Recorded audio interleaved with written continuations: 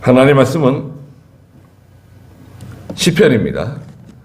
시편 12편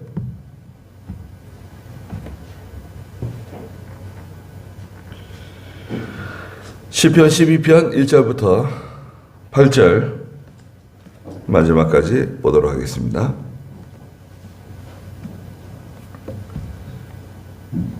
시편 12편 1절입니다. 여호와시여 도우소서. 경건한 사람이 끊어졌고 신실한 사람들이 인생 중에서 사라졌습니다. 그들은 서로 이웃에게 헛된 것을 말하니 아첨하는 입술과 두 마음으로 말합니다.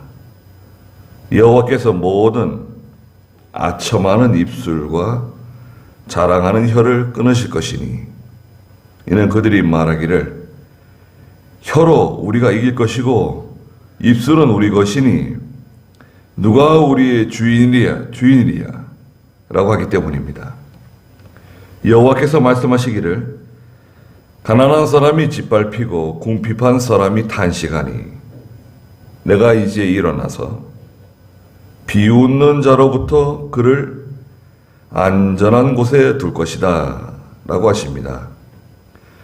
여호와의 말씀은 순결하니 흙 도가니에서 재련되어 7번 정죄된 은과 같습니다. 여호와시여 주께서 저희를 지키셔서 이 세대부터 영원까지 보호하소서. 비열함이 인생들에게 높임을 받는 때에 사방에 악인이 활보하고 있습니다. 그랬습니다. 네. 예, 오늘 시편 12편 1절부터 18절의 말씀의 제목은 재련되고 정죄된 은과 같은 여호와의 말씀이다 라는 제목입니다. 여기 6절에도 있는 것처럼 여호와의 말씀은 순결하니 흙 도가니에서 재련되어 7번 정죄된 은과 같습니다. 그랬습니다. 예, 여기 1절 그 전에 보면은 지휘자를 따라 스미닛에 맞춘 다윗의 시라고 기록되어 있습니다. 다윗이 기록한 것이고 스미닛이라고 하는 것은 이 단조의 음률에 맞춘 우리가 듣기에는 좀 우울한 약간 이렇게 슬픈 곡이잖아요. 이렇게 낮은 음에 그런 좀 우울한 곡조에 맞춘 가사예요. 여기 1절부터 4절에서는 먼저 경건한 사람이 다 끊어졌다는 거예요. 세상에 참 경건한 사람이 다 사라지고 어떻게 이렇게 사람들이 다 거짓과 악독으로 기울어졌을까를 탄식하는 다윗이 자기 주변에 그죠? 다윗 왕이 자기 주변에 있는 사람들조차 참 이런 것을 보면서 탄식하고 있는 것입니다. 여기 1절에 보니까 여호와시여 도우소서. 나를 도우소서. 또 하나님 저희 가정을 도와주시옵소서. 교회를 도와주시옵소서. 하나님만이 우리를 도와주실 수 있는 분이세요. 사람은요, 도움을 받으면 갚아야 돼요. 은행에서 돈을 펑펑 빌려줄 때는 좋았는데, 은행이 이제 돈 걷어들인다네요.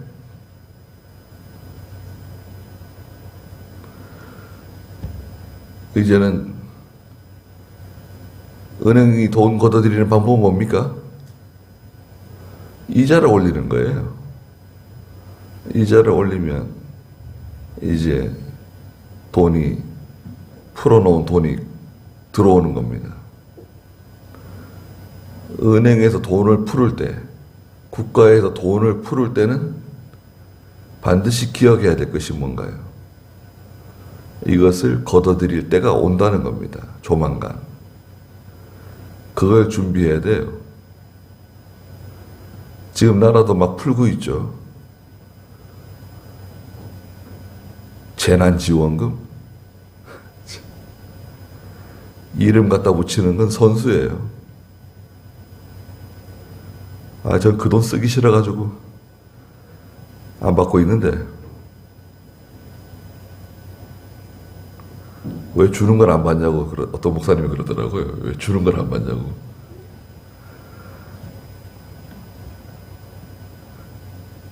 그게 다 우리가 빚지고 사는 건데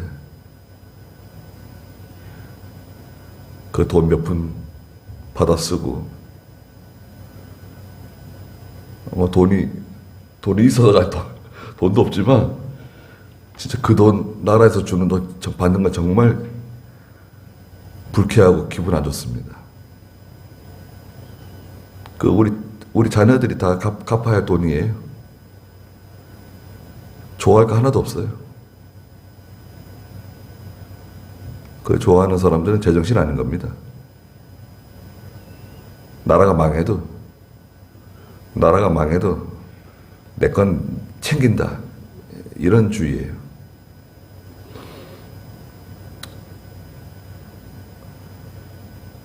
경건한 사람이 다 끊어졌다는 거예요. 경건이라고 하는 것은 무엇입니까? 하나님을 두려워하고 세속에 물들지 않는 그런 신앙을 가진, 세상이 아무리 어두워지고 혼탁해져도 믿는 성도가 깨어서 늘 기도하고 하나님을 의지하고 하나님께 늘 애통하는 마음이 있잖아요. 속에서 그냥 탄식하고 눈물을 흘려야 되는 건데, 그죠?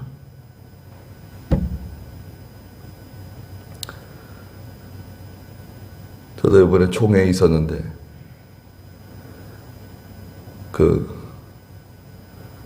우리 장로님들이 나서가지고 기도원 이거 포기하고 따로 기도원 땅을 좀 사자는 거예요. 땅을 봐놨대요. 저도 그거 몇 번 가서 답사를 했습니다. 꼼꼼하게. 서류도 다 떼보고. 안 돼요. 우리 여기 기도원은 27,000평인데요. 27,000평에다가 또 청안교회 어떤 집사님이 저 뒤에 땅 3,000평 또 이병영 목사님한테 통해가지고 하나게 바쳐가지고 3만 평 채웠는데 3만 평짜리입니다. 물탱크가 5,000드럼이 있어요. 우리 기도원 그 위에 주차장 있잖아요. 위에 주차장. 그 속이 다 물탱크입니다.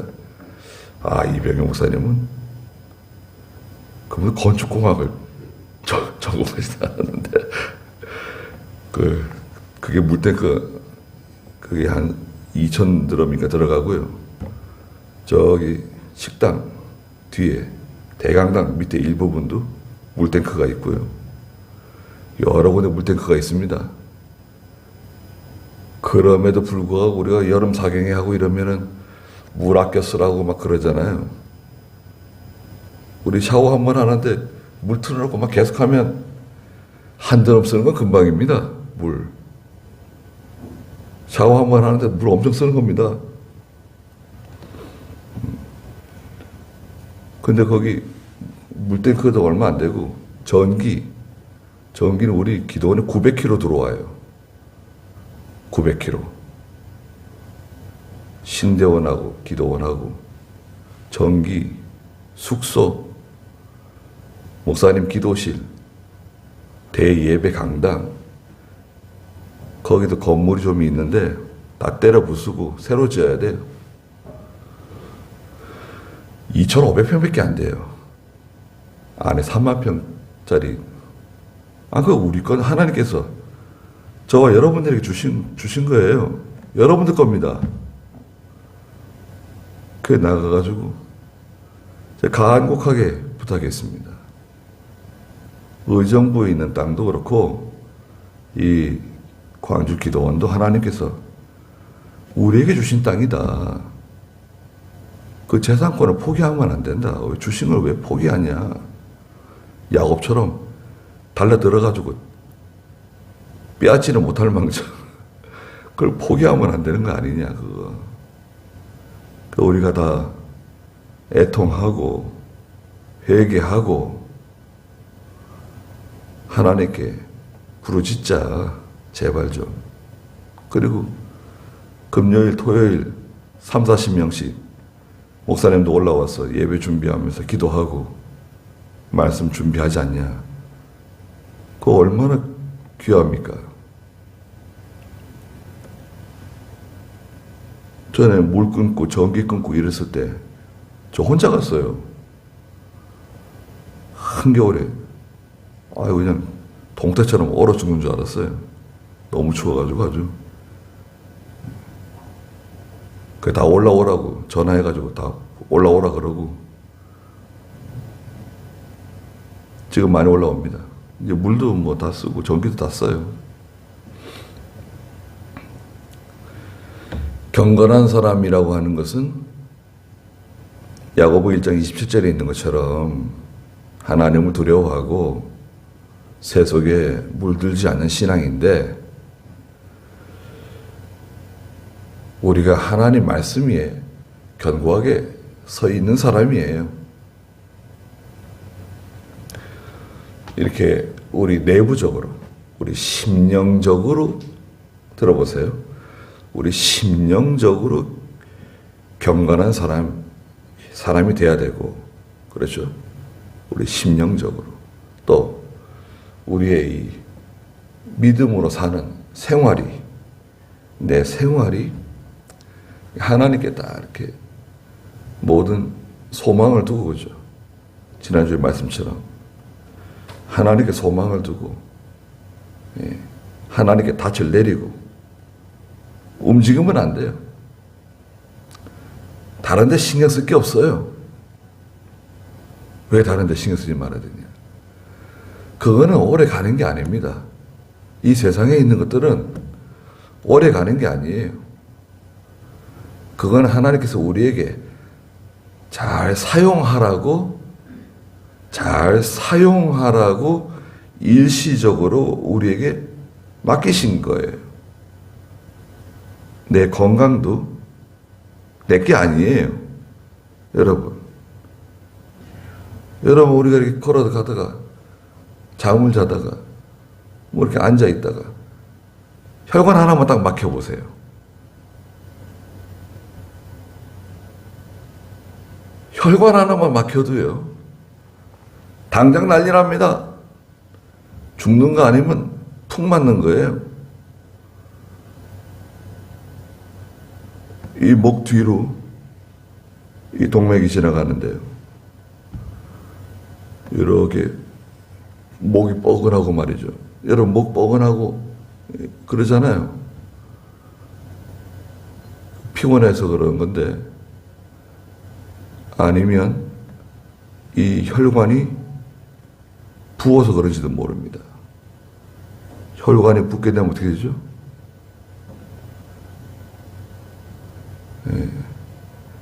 터지지는 않았어도 터지면 어떻게 됩니까? 그거는 이제 큰일 나는 거예요. 근데 이 붓기만 해도요, 혈관이 이렇게 살짝 붓기만 해도 마비가 와요. 이쪽에 부으면 반대편이 마비가 오고, 이쪽에 부으면 이쪽에 마비가 오고, 벌써 이 운전도 잘 안 되고요. 말도 좀 어루내려지고. 그리고 우리에게 있는 게 모든 게 다 마찬가지. 하나님께서 우리에게 일시적으로 주신 거예요. 맡기신 거예요. 시간도 마찬가지고, 물질도 마찬가지고 내가 사용할 수 있는 모든 게 다 마찬가지입니다. 이걸 잘 사용해서 믿는 일 잘하는 거예요. 자녀들도 마찬가지고 부모님도 마찬가지고 다 우리가 우리 영역에 있는 거. 경건한 사람이 다 끊어졌습니다. 하나님. 신실한 사람들이 인생 중에서 사라졌습니다. 저 사람 다 신실했던 사람들인데 어떻게 변질되었을까? 어떻게 저렇게 세속화되었을까? 어떻게 저렇게 세상으로 나갔을까? 오래 지나다 보면 그죠? 경건한 성도들이 변질되는 걸 볼 수 있어요. 신실하던 사람들이 세속화되는 것을 볼 수가 있습니다. 왜 그럴까요? 여러 가지 이유들이 있지만 첫째는 욕심 때문에 그렇습니다. 욕심이 들어오면 급속히 세상으로 가요. 급속히 그 믿음의 자리를, 기도의 자리를 떠나게 돼요. 욕심이 들어왔습니다. 두 번째는 왜 그럴까요? 두 번째는 시험 때문에 그래요. 시험을 이기지 못해서 그래요. 무슨 시험이 왔길래 그 시험을 이기지 못했습니까? 그 시험은 보통 낙심입니다. 낙심이 들어와요. 왜 낙심했을까요? 사람을 바라봐서 그래요. 사람을 바라봤기 때문에 낙심한 거예요. 그래서 시험 든 거예요. 왜 사람을 바라보냐? 아니 우리가 하나님 바라보고 하는 거지. 너 왜 사람을 바라보? 사람을 왜 바라보는 거야? 사람 보면 낙심하게 됩니다. 아무리 훌륭한 사람이라도요. 그 사람 근처에 가면 냄새가 나요. 그렇지 않을까요? 아무리 내가 존경하는 분이라고 또 위대한 사람이라 할지라도 그 사람 근처에 가면 그 사람 약점도 보이고 단점도 보이고 사람은 냄새나요. 더러운 게 보여요. 그 때문에 그만 낙심한 거예요. 그럼 시험에 들어가지고 그걸 잘 이기고 나오면 괜찮은데 그걸 이기지 못하면 그냥 넘어지는 거예요. 예. 쫙 미끄러져 내려가는 거예요. 미끄럼틀에서 미끄러지는 것처럼요. 올라갈 때는 아주 힘든데 예. 이사야 2장에 보면 우리가 여호와의 산으로 올라가자고 여호와의 산 신령한 세계로 믿음의 세계로 영이 자라나는 세계로 올라가는 건 쉽지 않아요. 학개서 1장 6절에도 산에 올라가 나무를 베어다가 전을 건축해라. 산에 올라가는 게 쉬운 게 아니에요. 올라가는 건 어려운데 내려가는 건 그냥 쭉 내려갑니다. 내려가는 급속히 내려갈 수 있어요.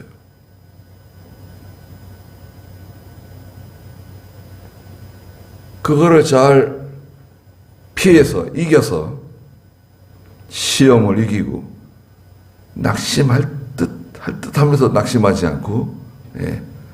우리가 비틀비틀해도 넘어지지 않으면 되는데 그렇잖아요. 그죠? 비틀비틀해도요 뭐 지팡이라도 하나 딱 짚으면요 안 넘어집니다. 예.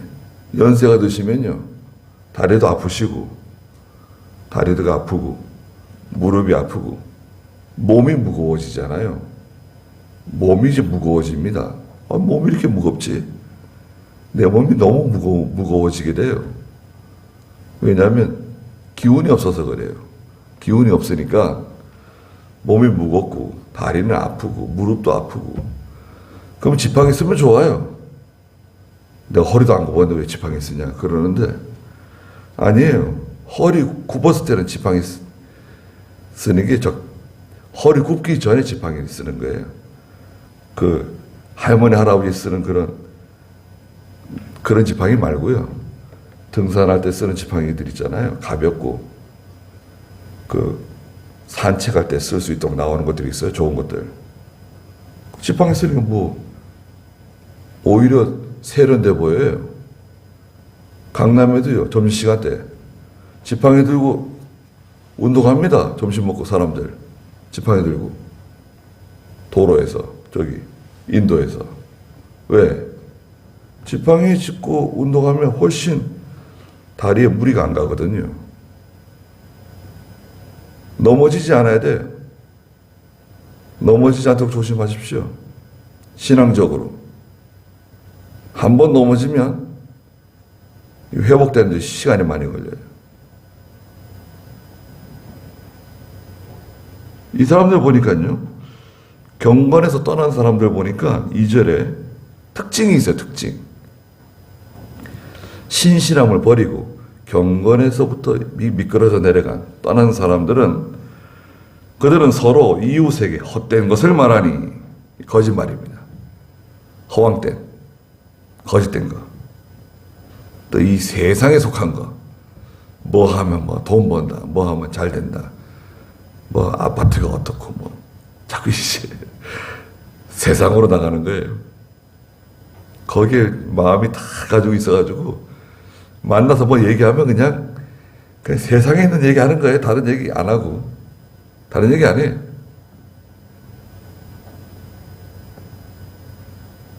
이웃에게는 헛된 것을 말하고 아첨하는 입술과 두 마음으로 말해요. 아첨하는 입술은 뭔가요? 아첨이라고 하는 것은 자기의 어떤 욕심을 채우기 위해서, 예? 내 욕심을 채우기 위해서 상대방을 은근히 이렇게 띄워주는 거예요. 아이고, 훌륭하십니다. 대단하십니다. 아이고, 뭐, 굉장하시군요. 아이고, 잘하십니다. 사실은 내 유익을 얻기 위해서, 내 목적을 이루기 위해서 상대방의 마음을 은근히 이렇게 붕 띄워주는 거예요. 그건 진심일까요? 진심이 아니에요. 목적은 내 유익을 위해서 하는 거예요. 아첨하는 말은 입에 발린 말이라 그러잖아요, 우리가요. 입에 발린 말. 그리고 세 번째는 두 마음을 가지고 있습니다. 두 마음. 두 마음은 뭘까요? 두 마음은 참과 거짓을 같이 가지고 있다. 이렇게도 이해할 수도 있고요. 진실을 말하지만 또 거짓말도 해요. 또 두 마음은 히브리서에서는, 히브리 5장에서는 의심하는 마음이라 그랬어요. 의심하는 마음. 두 마음은 의심하는 마음입니다. 정함이 없는 마음이에요. 바람에 출렁이는 바닷물개 같아가지고 도무지 안정감이 없어요. 진정성이 없어요. 그 사람은 확신이 없는 사람입니다. 또 마태복음에서는 두 마음이 있는데 하나님을 사랑하고 물질을 사랑하는, 세상을 사랑하는 마음. 두 마음이 사람 속에 있을 수 있나요? 있을 수 있죠. 두 마음이 있을 수 있습니다. 하나님을 사랑하고 세상도 사랑하고 하나님도 사랑하고 또 사람을 사랑하고 똑같이 동등으로 놓는 거예요. 하나님하고 다 동등으로 놓는 거예요. 하나님이 제일 귀하다. 예수님이 제일 귀하시다. 하나님 말씀대로 살아가야 된다. 그렇게 나가면 되는데 그렇게만 하면 돼요. 거기다 갖다 뭘 붙이면 안 돼요. 하나님만 위한다 나는. 난 예수님 편에 서 있다. 나 하나님 말씀만 따라간다. 거기서 딱 끝나면 돼요. 그런데 나는 이것도 난 귀하게 생각한다. 이것도 중요하게 생각한다. 들을 때는 저분은 하나님이 우선이고 그 다음에 다른 걸 생각하는가 보다. 자기 일도 생각하고 세상도 생각하고. 그게 아닙니다. 말은 그렇게 하지만 사실은 거의 동등이에요. 오히려 이쪽이 더 높을 수도 있어요. 우리는 하나님만 내세우고 나가도 자꾸 이 세상이 우리를 유혹해요. 뒤에서 불러요. 어떻게 부릅니까? 헛된 말로 자꾸 거짓말. 이 세상에 속한 말이 계속 들어오거든요.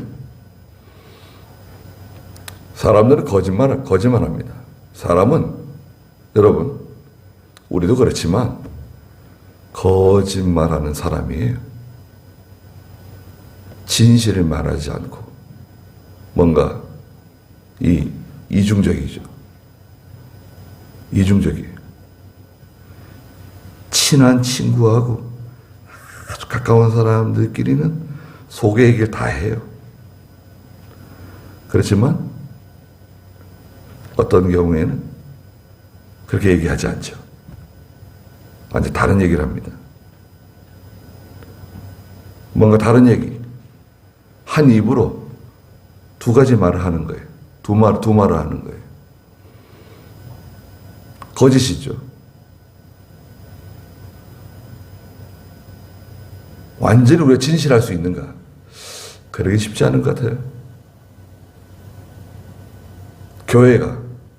하나님의 교회가 또 믿음의 성도들이 경건에서부터 멀어지게 되면, 떠나게 되면 이 헛된 말하고 그 다음에 아첨하는 입술, 그 다음에 두 마음으로 내려가는 거예요. 그게 하나님 얼마나 미워하시겠습니까? 저 사람이 우리가 전에는 하나님의 그 지성소에 들어가서 하나님을 만나고 거기서 기뻐하고 거기서 즐거워하고 하나님의 세계를 사모하며 살았는데 이게 바뀐 겁니다. 3절에 여호와께서 모든 아첨하는 입술, 자랑하는 혀를 끊어버리실 것이다. 아첨하는 입술, 자랑하는 혀. 하나님이 그거 이제 끊어버리신다는 거예요. 아첨에 대해서 말씀드렸죠. 자기 유익을 위해서 상대방을 은근히 띄워주는. 그것도 다 거짓이죠, 사실은. 자랑하는 말은 뭔가요? 자랑하는 말. 자랑하는 말은 뭐냐면 하나님 말씀 어기고 어떤 것을 취한 거예요. 유익을 얻은 거예요. 성공한 거예요. 하나님 말씀 어기고 신앙 양보하고 신앙 양심 포기하고 뭔가 유익을 얻었어요. 세상 것을 취했어요. 그 사람을 얻었어요. 그 물질을 얻었어요. 그거 자랑하는 거예요. 네. 그걸 더 대단하게 생각하는 겁니다. 또 사람들은 그걸 더 좋아해요. 사람들은 그걸 좋아합니다. 아이고, 훌륭하다고. 대단하다고. 왜? 뭐 믿음으로 하는 거야. 뭐 천천히 하면 되는 거 아니냐. 믿음으로 하는 거는 천천히. 믿음으로 하면 되지. 뭘 그냥 사사건건 뭐 믿음으로 하라 그러고 신앙 양심 쓰라 그러고 그러느냐. 천천히 차근차근 하면 되는 거다. 절대 그렇게 되지 않습니다. 그건 자기 생각이고 죽어도 안 될 수 있어요. 죽어도. 안 됩니다. 잘. 지금부터 우리가 정신 바싹 차리고 하나님께 바짝 달라붙고 기도하는데 힘을 쓰고 믿음으로 하는데 마음을 기울이지 않고 이렇게 시간이 지나가다 보면 여러분 생각해 보세요. 우리가 2001년 작년 말부터 코로나 때문에 작년이 뭐예요? 재작년인가요? 재작년 지금 2001년 3월이면 끝날 거라고 뉴스에서 맨날 말이죠. 2001년 3월이면 끝날 거다. 5월이면 다 백신 다 맞고 6월이면은 무슨 면역이죠? 무슨 면역? 다 백신 다 맞고 이제 집단 면역 생겨가지고 자유롭게 이제 마스크 벗고 다닐 거라고. 새빨간 거짓말입니다. 제가 거짓말이라 그랬죠. 그 말 믿으면 안 된다고. 그럼 올해 말 되면 마스크 벗을 것 같아요? 그것도 거짓말입니다. 이게요. 자, 보십시오. 시간이 얼마나 빨리 지나갔습니까? 벌써 지금 9월 추석이에요. 올 한해 우리가 제대로 예배당에 나와보지도 잘 못하고, 이거 믿음 있는 성도들도 지금 힘들고, 믿음이 어린 성도들은 지금 더 영적인 면으로는 더 어려워지고 있습니다. 전도가 뭐예요? 새로 오는 사람 아예 못 들어오게 했어요, 교회가. 새로 오는 사람 못 들어오게. 새로 오는 사람 환영하는 게 아니라 새로 오는 사람이 깜짝 놀래가지고 교회가 못 들어오게. 이유는 코로나 때문에. 교회가 그렇게 되도록 만들었습니다. 정책? 예, 정책에 영향이 있죠. 그 정책을 누가 그림을 그리는지, 어떤 의도로 그런 그림을 그리는지 우리는 자세히 살펴보고 그것을 깊이 이해해야 됩니다.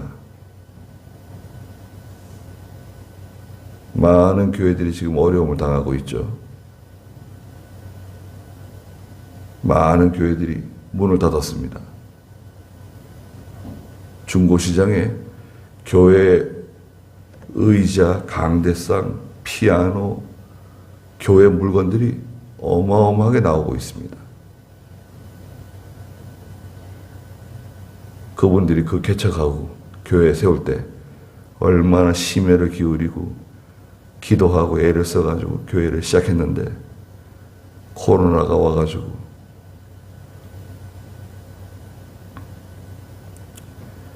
물론 코로나 영향도 있지만 이 정책에 대해서 하나님께서 심판하실 겁니다. 저는 확신합니다. 4절에 이는 그들이 말하기를 혀로 우리가 이길 것이고 입술은 우리 것이니 누가 우리의 주인이랴 라고 하기 때문입니다. 사람들이 말한다는 거예요. 경건에서 떠나서 거짓으로 아첨으로 두 마음으로 기울어진 사람들이 말하기를 우리는 혀로 이긴다는 거예요. 말로 다 이길 수 있다는 거예요. 우리를 이길 사람이 없다. 말하면 다 거짓말 하는 거야. 거짓말. 거짓말인지 아닌지 그게 밝혀지는데 시간이 얼마나 걸릴까요? 여러분, 기본적으로 이 사람이 내가 거짓말했는지 안 했는지 밝히는데 법적으로 최소한 2년 걸립니다. 2년.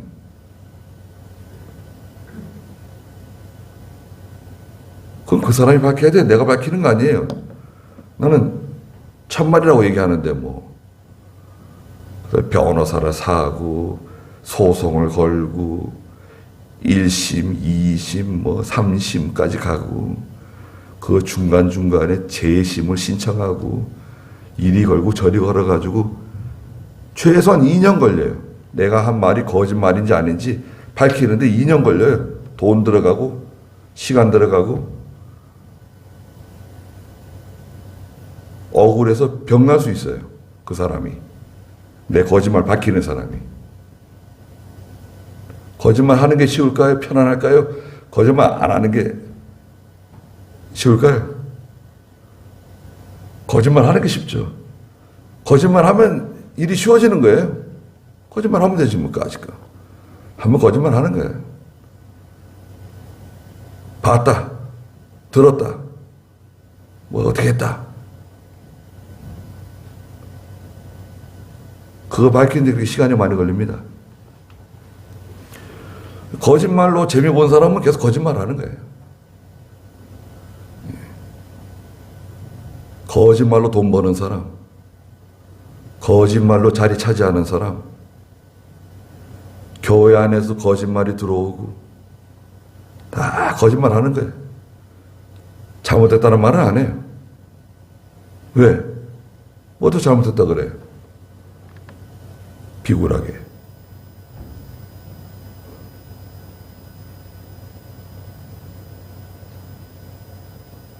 하나님께서는 다 알고 계세요. 혀를 가지고 이기려고 하는 사람, 하나님께서 드러내세요. 감당 못합니다. 야고보 1장에도 15절 16절에 하나님을 대적해서 한 모든 말 심판하신다 그랬어요. 말에 대해서. 하나님을 대적해서 한 모든 행위, 거짓된 행위. 야고보 1장, 유다서 1장. 유다서 1장. 볼까요? 15절. 이는 모든 이들을 심판하시고 그들이 경건하지 않게 행한 모든 불경건한 행위와 불경건한 죄인들이 주께 거슬러 말한 모든 사나운 말에 대하여 정죄하시려는 것이다 라고 하였다. 이들은 원망하는 자들이며 불평하는 자들이며 자기의 정욕을 따라 행하며 그들의 입은 자랑하는 말을 하며 이익을 위하여 아첨하는 자들이다. 똑같죠? 시편 12편에 있는 경건에서 떠난 사람하고 똑같아요. 그럼 이건 하나님의 심판의 대상이 되는 거예요. 징계의 대상이 되는 거예요. 자기 생각에는 혀를 가지고 다 이길 것 같고 모든 걸 다 거짓으로 둘러쳐가지고 넘어갈 것 같지만 하나님은 속지 않아요. 드러내세요. 그 다음 두 번째는 뭐냐? 5절인데요. 5절 한번 읽어보시겠어요? 여호와께서 말씀하시기를 가난한 사람이 짓밟히고 궁핍한 사람이 간식하니 내가 이제 일어나서 비웃는 자로부터 그를 안전한 곳에 둘 것이다 라고 하십니다. 네. 가난한 사람과 궁핍한 사람이 있습니다. 실제로 가난한 사람이기도 하고 궁핍한 사람일 수도 있지만 이 사람은 성도예요. 믿음으로 사는 신실한 사람이에요. 경건한 성도예요. 심령이 가난하고 하나님께 소망을 두고 살아가는 사람이에요. 그리고 이 세상에서는 좀 고난이 많아요. 그 신앙 양심을 가지고 하려고 그러고 하나님 앞에서 바로 하려고 하니까 고난이 많아요. 힘든 일이 많아요. 사람들이 잘 이해를 못할 수 있어요. 나는 하나님 앞에서 바로 하려고 그러지만 그 사람은 가난하고 궁핍하며 고난이 많습니다. 그런데 하나님께서 그 사람을 안전한 곳으로, 저는 개혁성경에서는 안전지대에 두신다. 하나님께서 딱 안전지대에 그 사람을 지켜주시는 거예요. 거기서 보호해 주시는 거예요. 하나님께서 모든 것을 막아주시는 거예요. 원수들의 모든 거짓된 그런 비방, 또 그들의 사나운 말 다 막아주세요. 하나님 방패가 되어주세요. 누가 나를 변호해 주시느냐? 하나님 변호해 주세요. 세상 변호사야 뭐 일이 하나하나 이렇게 꼬리에 꼬리를 물고 꼬리에 꼬리를 물어가지고 길게 가잖아요. 그거 다 돈이에요, 그게. 꼬리 하나씩 달 때마다 계속 돈이 들어가는 거예요. 우리 하나님 돈 달래요? 내가 변호해주세요. 돈 내놔라. 그러시는 거예요? 그러지 않습니다. 하나님이 변호해 주시면요, 일이 쉬워집니다. 내가 진실된 거, 내가 하나님 편이라는 거, 하나님이 변호해 주시는 게 제일 좋아요. 근데 그건 시간이 좀 필요해요. 낙심하지 말고 조금 기다리다 보면 하나님이 다 드러내 주세요. 그 진정성, 하나님이 다 알고 계시잖아요. 알고 계십니다. 예레미야 17장이나 20장에 보면은 하나님 마음을 살피시고 심장을 시험하신다. 속을 다 들여다보세요. 그 저희가 있어요, 저희. 여러분, 집에 우리 아이들도 아빠나 엄마한테 무슨 말을 할 때 얘가 무슨 목적을 가지고 이런 말을 하는지 아빠, 엄마는 알잖아요. 눈치가 빠네요. 근데 하나님께서는 모르실까요? 우리가 하는 모든 일에 그 마음속 저 깊은 곳에 있는 그 저희가 뭐냐? 그 마음속 깊은 곳에 무엇을 감춰두고 있는지, 그 항아리 속에 뭐가 들어있는지 하나님 아실까요? 모를까요? 하나님 딱 알고 계세요. 그 속에 있는 그 마음속 깊은 곳에 감춰둔 그 항아리 속에 들어있는 거, 무슨 이유로, 무슨 목적으로 그렇게 하려고 하는지 하나님 그걸 알고 계세요. 내가 아무리 믿음으로 하겠습니다, 주님의 뜻대로 하겠습니다, 그래도 하나님은 다 알고 계십니다. 하나님 못 속여요. 근데 하나님 앞에서 진실하다, 내가 사심이 없이 하나님을 진정으로 사랑하는 마음으로 한다고 하면 그럼 어떻게 되는 겁니까? 하나님께서 사도행전 20장에 내가 다윗을 만났는데 내 마음에 합한 사람이다. 내 마음에 딱 맞는 사람이다. 다윗은 그러니까 욕심이 없는 사람이에요. 욕심을 한 게 아니에요. 자기가 왕 되겠다고 설친 사람이 아닙니다.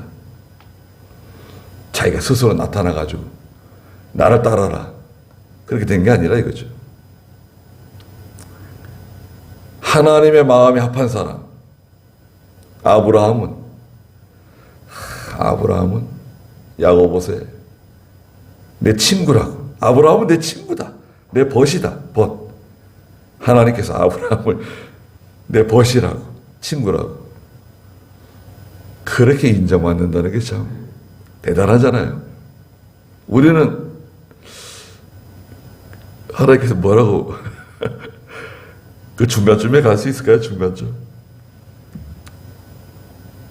물론 다 부족한 점이 있지만 진실에서 우리가 비록 가난한 사람으로 짓밟힐지라도 궁핍한 사람으로서 탄식할지언정 참 하나님 앞에서 진실하고 또 항상 경건해서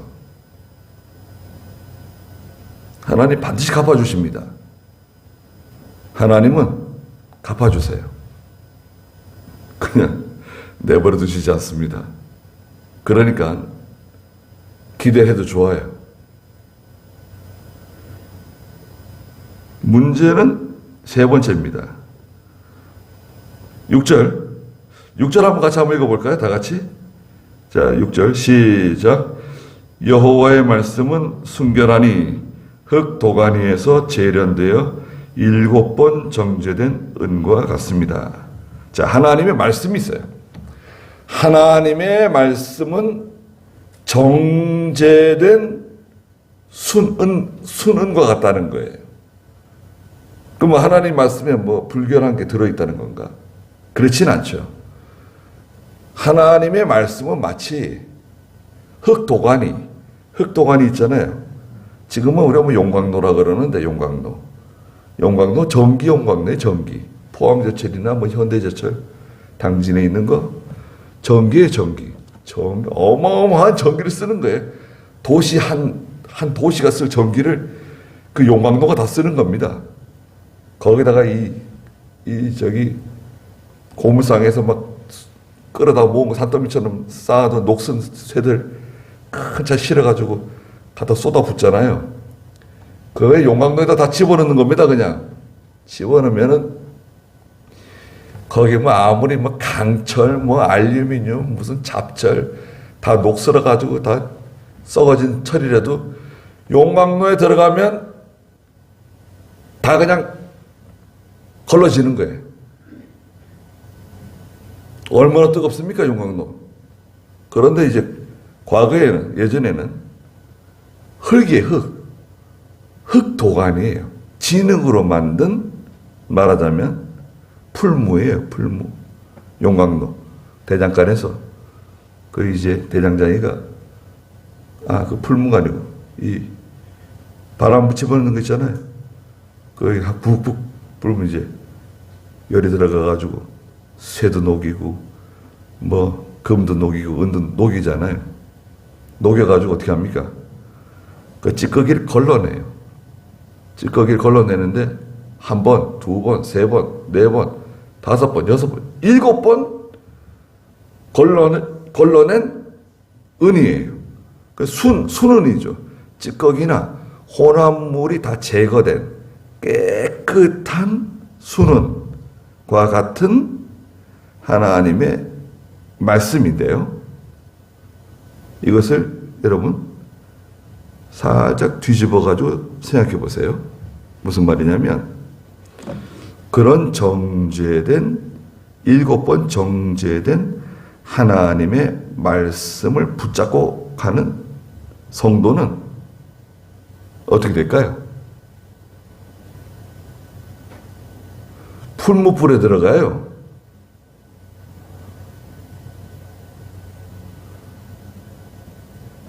다시 한번 들어보세요. 이 풀무불에 7번 정제된 것과 같은 하나님의 말씀을 딱 붙잡고 가는 성도는 풀무불과 같은 시련이 따라와요. 고난이 따라와요. 왜? 왜 그러냐? 하나님의 말씀은 완전 무결해요. 완전 무결. 7번 정제된 말씀이에요. 우리는 어떻죠? 우리는 온통 더러워요. 내가 더럽다고요. 내가 그 말씀을 딱 붙잡고 따라가게 되면 말씀은 완전 무결한데 내가 온통 더러우니까 하나님께서 나를 정결케 만드세요. 어떻게? 고난의 풀무로 그냥 집어넣는 거예요. 사자굴에도 집어넣고 막 집어넣는 거예요. 그러는 자꾸 풀무와 같은 고난을 통과하는 가운데 우리가 깨끗해지는 겁니다. 더러운 것이 없어지는 거예요. 욕심이 없어지고 거짓이 없어지고 더러운 것이 씻겨 내려가는 거예요. 제거되는 거예요. 어떻게 제거하느냐? 고난을 통해서. 고난을 통해서 제거되는 거예요. 야, 그럼 뭐 하나님 말씀 따라가는 게 쉬운 게 아니네. 그럼요. 쉬운 게 아니죠. 간단한 게 아니에요. 저도 마찬가지고 여러분도 마찬가지잖아요. 하나님 말씀 붙잡고 있잖아요. 그 말씀 끝까지 붙잡으려면 말씀은 완전 무결한데 그렇잖아요. 하나님 말씀은 완전 무결한 말씀이에요. 근데 내가 더러운 사람이 그 말씀을 붙잡고 있으니 하나님께서 나를 깨끗하게 하시기 위해서, 정결케 만드시기 위해서 자 부르십니다. 불러요. 예레미야서에 보면 부드러운 음성으로 불러요. 나 말씀 따라오면 좋다. 하나님 뜻대로 살면 하나님이 기뻐하신다. 하나님이 위로해 주시고 복을 주시고 하나님이 너를 지켜주시고 내가 너를 도와줄 거다. 좋게 말씀하시죠. 딱 붙잡아요. 그 말씀 믿고 따라가죠. 하나님 우리 속이는 거 아니에요. 그렇게 해주시긴 그렇게 해주시는데 조건이 있죠. 조건이 뭡니까? 고난을 통과해야 돼. 그래서 막 예레미야가 막 하나님께 대들어요. 하나님 왜 저를 속이셨습니까? 저는 하나님 말만 믿고 따라왔는데 내가 언제 너를 속였냐?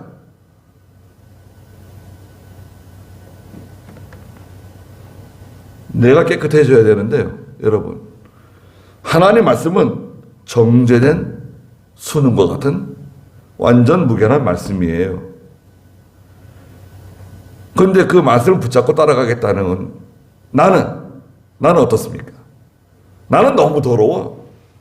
너무 불결해. 그 하나님께서 그 말씀에 합한, 그 말씀에 합당한 하나님의 사람으로 만드시기 위해서 고난의 풀무 가운데 우리를 집어넣으세요. 그럼 어떻게 되죠? 다 녹아내리죠. 살도 녹아내리고 뼈도 녹아내리고 머리카락도 다 녹아내리고 다 없어지는 거예요. 녹아내리는 거예요.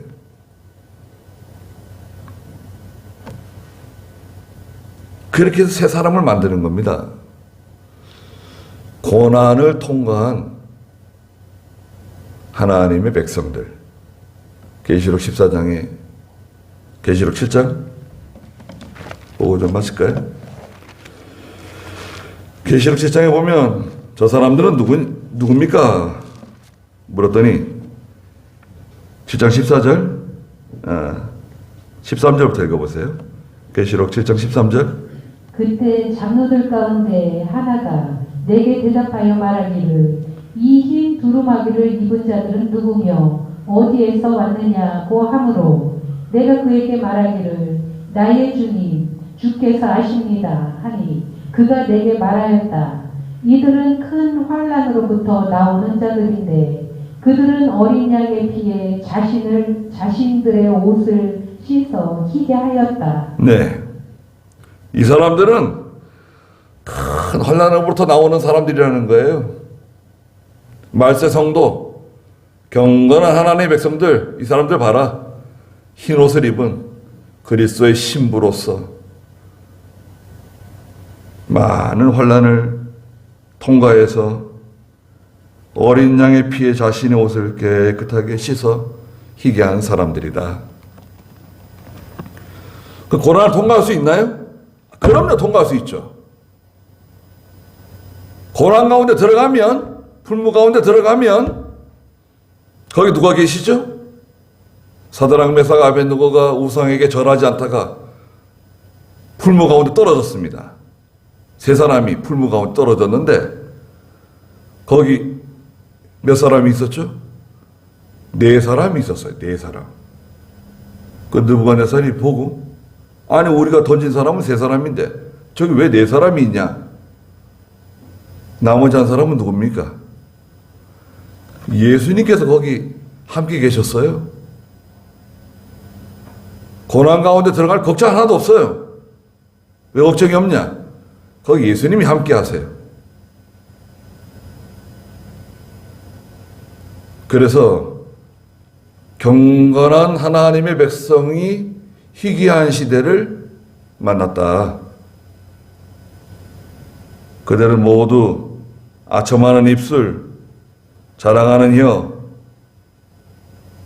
두 마음으로 나가는데 성도는 가난하고 가난해서 짓밟히고 궁핍함 가운데 탄식하지만 하나님이 갚아주신다. 안전지대에 하나님이 보호해 주신다. 그리고 마지막으로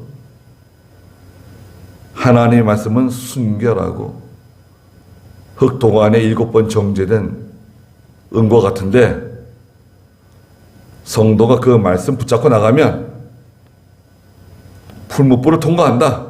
고난의 풀무를 통과한다. 그래도 걱정 없다. 예수님께서 우리와 함께 하신다는 것을 우리가 믿는 겁니다. 틀림없어요. 고난의 풀무. 이사야에서도 고난의 풀무가 나와요.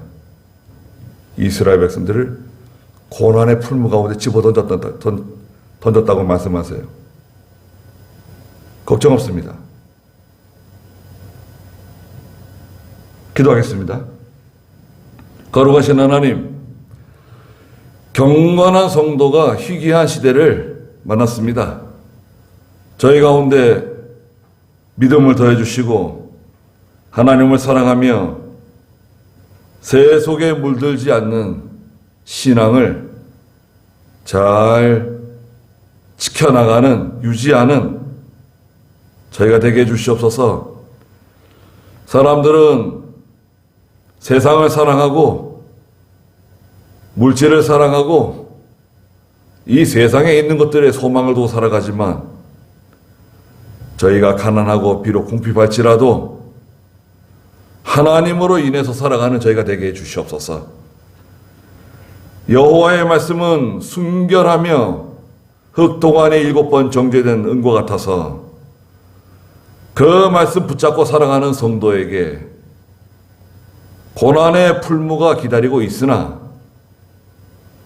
예수님께서 그 가운데 함께 해주신다는 걸 제가 믿고 고난 가운데서도 낙심하지 아니하고 절망하지 아니하고 주님으로 인해서 모든 것을 이길 수 있다는 확신을 주시고 끝까지 진실하며 하나님으로 인해서 살아가는 저희가 다 되게 해 주시옵소서. 예수님의 이름으로 기도드리옵나이다. 아멘. 한 번 더 기도하겠습니다. 지금은 우리 주 예수 그리스도의 크신 은혜와 하나님 우리 아버지의 무한하신 사랑하심과 성령의 감화하시고 감동하시는 은혜의 역사가 사랑하는 모든 성도들과 믿음의 가정들과 믿음의 자녀들에게 항상 계시기를 축원하옵나이다. 아멘.